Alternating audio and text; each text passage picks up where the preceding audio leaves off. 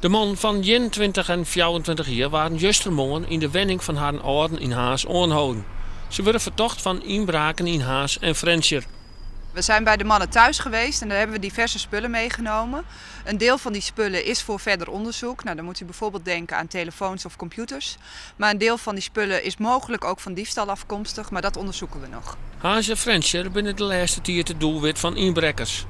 De cijfers lieten de Aaroniëren een grote tandhamer zien. In Frenscher is er zelfs sprake van zowat een verdubbeling.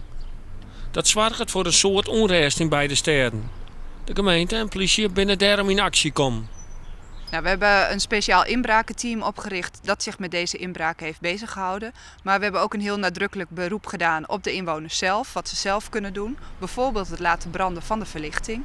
En daarnaast hebben we samenwerking gezocht met de gemeente. En die heeft bijvoorbeeld camera's ter beschikking gesteld, zodat wij de huizen van mensen die op vakantie waren extra konden beveiligen. De politie hoopt met de arrestatie van de twee hazers het gevoel van veiligheid weer om te brengen.